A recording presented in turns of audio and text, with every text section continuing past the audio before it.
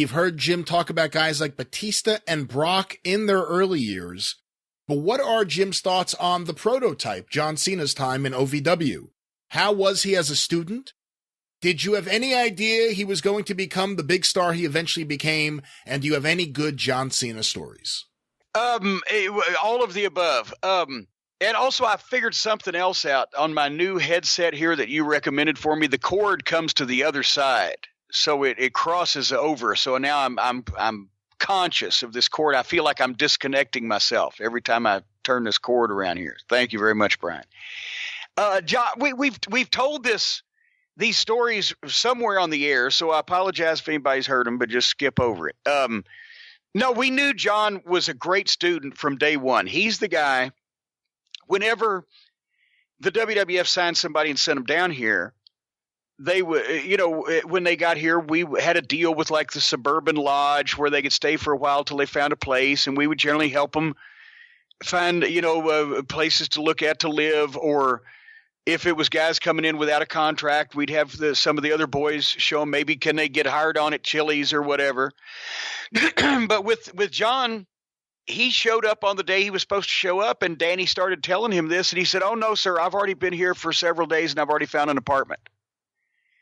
And wonderful. I think within I'm not going to say weeks, but within months, Danny actually had John was driving the truck hauling the ring to the shows, which Danny would let maybe one or two people per year in that circle of trust. So you can't explain how that meant that he was one of the star pupils as far as responsibility and punctuality. And he worked hard. But as soon as we saw him in the ring, he had all the raw talent. And to be quite honest with you, from where he was as a rookie and early in his career, he would have been, people knock his work. He would have been a much better worker, quotation marks, as far as doing more moves or being more innovative, and especially as a heel. He was a natural heel in the ring. If he hadn't become the biggest star in the world, because he also, with becoming the biggest star in the world, had to adopt a safe style that prevents him from doing any of that shit.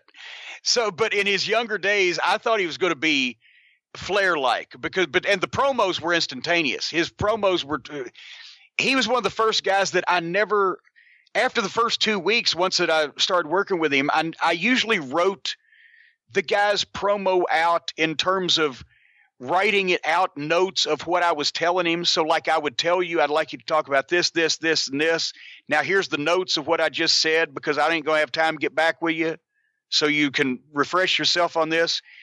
After the first 2 weeks, I would tell him something. I never even gave him any more notes. He's like one of the only people that never got notes from me. So it just all that, I thought he was going to be, truthfully, a Ric Flair type. I didn't know he was going to be the mega star, in the business for this long. But he was going to be a great mix of being a heel worker, a great fucking heel promo. I always saw him as a heel. And then he would turn babyface later on after that long run. But they heard him rapping. But he can do so much. That's why he's on fucking television everywhere. He can do everything. I hate when people knock him for the matches he has, because goddamn, if he does something stupid, it's going to cost him $5 million fucking dollars.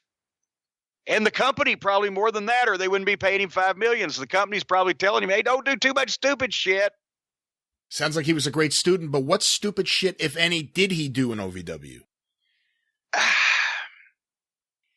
There's a few questionable decisions that he made outside the ring that we will not go into on a broadcast, not involving any law enforcement officials, just his interactions a couple times with people. But as far as I don't remember that I ever yelled at John about, you dumb fuck, what the fuck are you doing? Now he might remember one, but he probably would be one that he got a kick out of. Cause we never had an issue with John, and he was a pleasure to work with.